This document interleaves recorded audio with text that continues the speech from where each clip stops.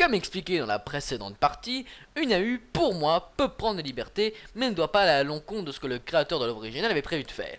Donc, je vous invite à découvrir avec moi les AU les plus irrespectueuses d'Undertale avec ce top 10 des familles. C'est parti. Numéro 10.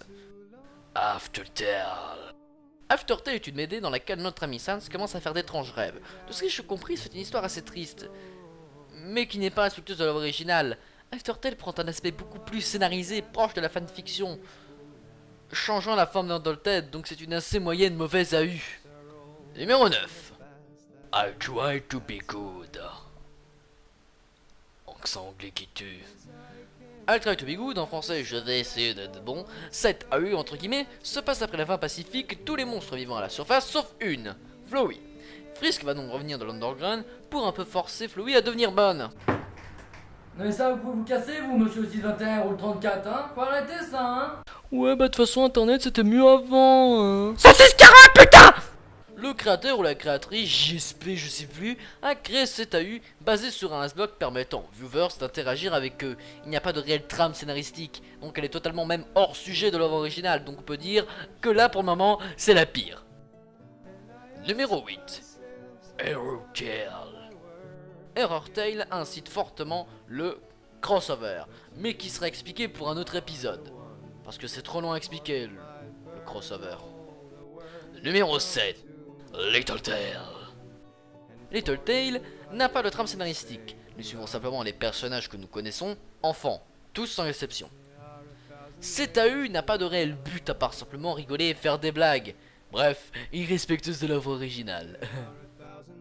Numéro 6. Inktail. C'est un Deus Ex Machina. Je déteste ça. Numéro 5. Reapertale.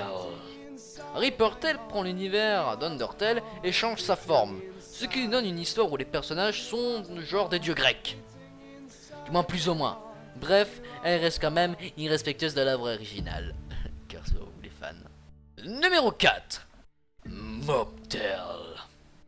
La barrière qui séparait le monde des humains et l'Underground n'existe pas. Mais l'oppression envers les monstres existe toujours par contre. Ah, et on est dans un univers de mafieux. Ok. Numéro 3.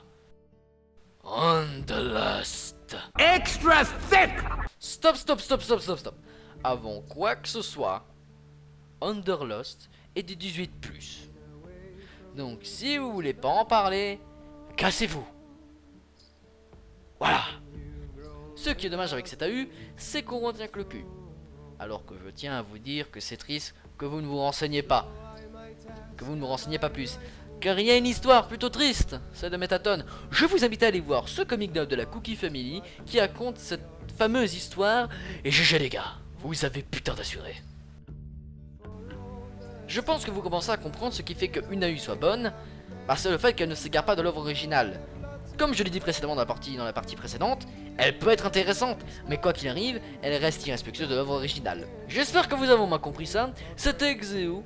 Bonne fin, début de journée ou soirée, et je vous... Bonsoir, je suis Henri, je suis trop fan d'Undertale. Sandek, Sherlock. Nous allons débattre toute la soirée pour savoir qui a raison sur les alliés Undertale. Je dis ce que je pense être vrai. Mais Attention, ceci est un message de school alcoolique. J'adore la chaîne de Xeo Aldub.